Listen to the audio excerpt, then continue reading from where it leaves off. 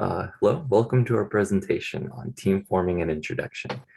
We are Team 6, and first I'd like to move on to the table of contents. This is the list of items that we will be talking about today. Please, next slide, please. And first question is, who are we? Rogelio, please start. My name is Rogelio Ramos. I am a marketing major. During this project, I was the schedule maker and took part in researching. My special skill is critical thinking. Okay, my name is Solomon. I'm a MIS major. I was the editor and my special skill is editing. And I'm Luis. I'm an accounting major, also a researcher in this project, with my skill being problem solving. Next slide, please. And this is how we work alongside each other in this project. We communicated via GroupMe. It just allowed everybody to speak their mind into this project. And when dealing with any sort of inactivity, we simply rescheduled to just so everybody fit together just to make this happen. Our frequency of meetings was once a week, and which is why rescheduling was so important, so that we can have those great important meetings for this presentation.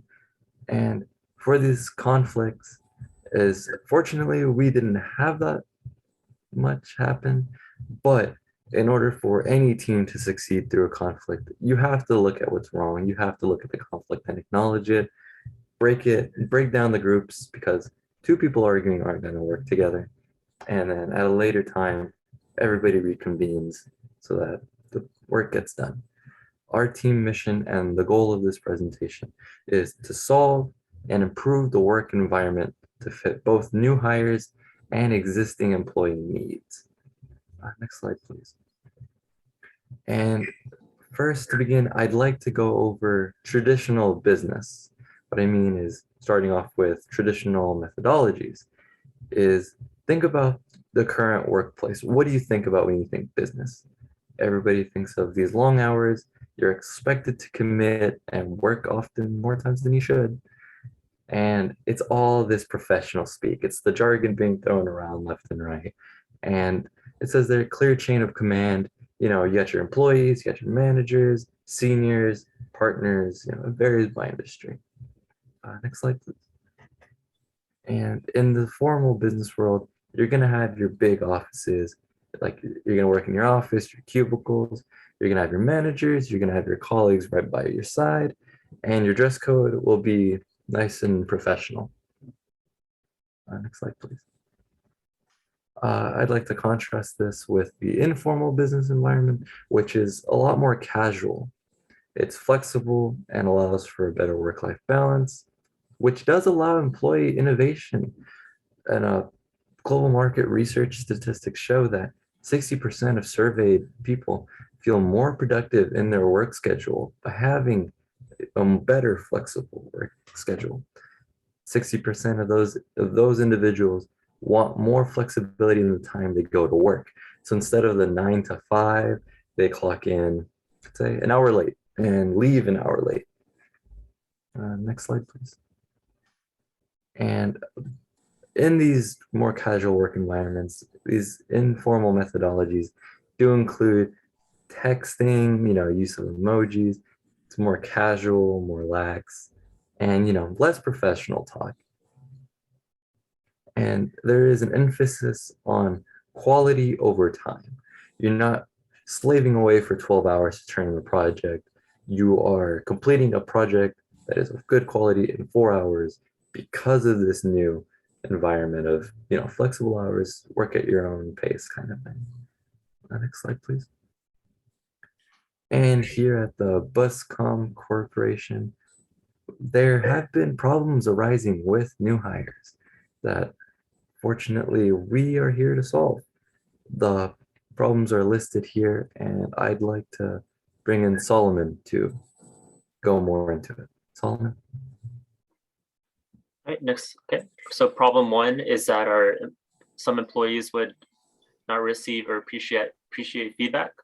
So to solve this, managers would send out monthly reviews to each employees within their department, presenting what they did good on and what they need to improve on.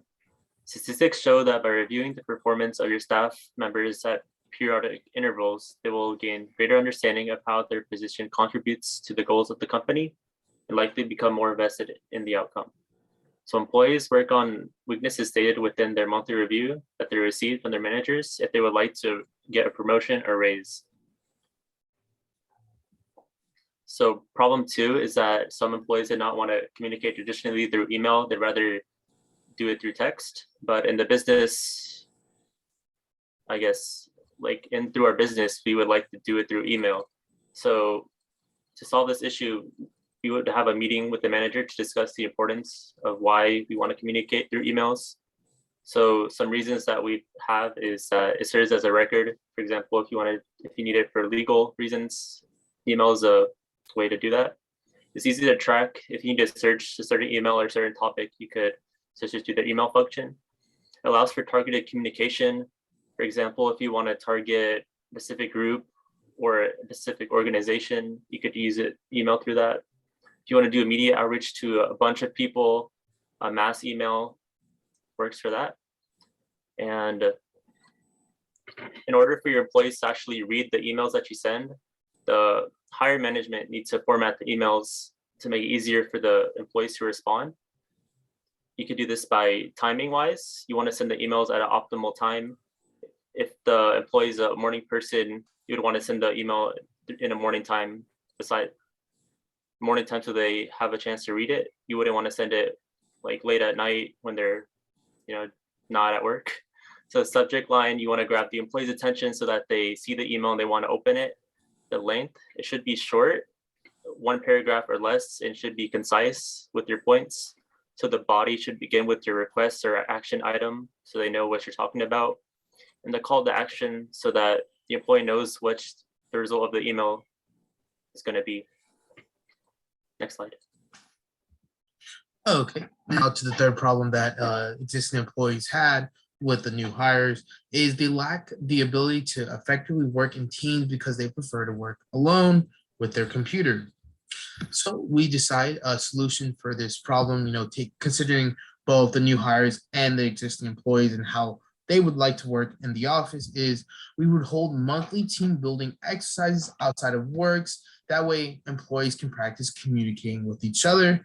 The reason being is statistics show, as below, is socializing between team members improves communication patterns more than 50%.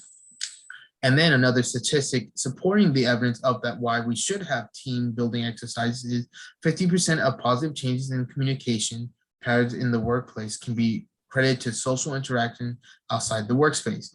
So by having them meet outside the workplace and socializing and interacting with each other and participating in activities, it will slowly but surely grow their trust with each other, as well as they'll learn how to communicate with each other as well. Problem number 4 was no appreciation to business norms. So we decided to look at how we would fix this. So we decided to hold 2 mandatory workshops per month that each employee must attend that goes over business etiquette and how to act in a business environment, as well as new workshops that will teach employees skills. Okay, and the reason why this is because nearly 59% of employees claim they had no workplace training and that most of their skills were self-taught. So it's not that they don't appreciate business norms, they may not know business norms. That's why we would have the workshops so that we can teach them and show them. Okay, and then another statistic that supports this is 74% of workers are willing to learn new skills or retain in order to remain employable.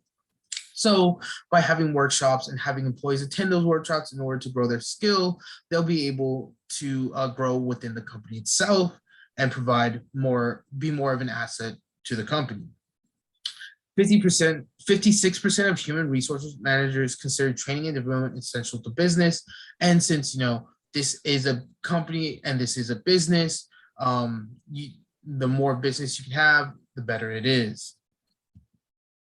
Okay, now regarding the dress code, some existing employees say the new hires did not respect the dress code. Thus, we decided to look on both ends of the spectrum, and we decided that dress code will be relaxed and non-existent, meaning it will be casual.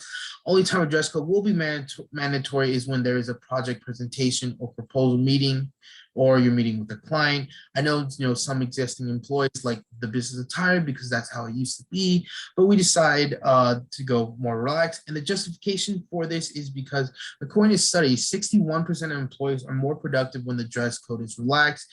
80% of people who work in an environment with a dress code respond that they don't find them useful.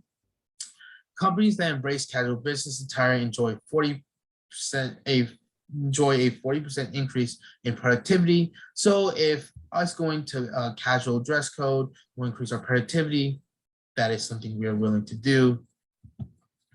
And last but not least, problem number 5 was they are not hardworking or dedicated, unwilling to commit to long hours to complete projects, such as Luis went over earlier in the slide about formal business. We decide not to go that route. We decide it is best for employees to not have to stay long hours if they're able to complete their work. And the reason for this is because studies of nearly 2,000 full-time office workers revealed that most people aren't working for most of the time they're at work. So that is just time wasted in the office. So we'd rather have employees come in and do their work, and then they can leave whenever they accomplish their goal. And the way we'll track this is our company will have daily and weekly check-ins on projects in order to verify employees to ensure that they can meet their project deadlines. Now, statistics show that when long working hours are reduced, individual productivity increases and fewer mistakes are made. So once again, back to increased productivity. I apologize. So less hours equals increased productivity, which is good for business. Okay, and then our conclusion is we decided that us as the project coordinator, we decided taking into consideration both the existing and the new hires' points of views. We decided that the company will incorporate a relaxed business environment and also hold workshops on various topics each month, allowing our employees to learn and grow their skills, ultimately so that they can raise within the company itself. We appreciate your time sitting with us and listening to our presentation, and below are our references. We hope you have an amazing day. Thank you.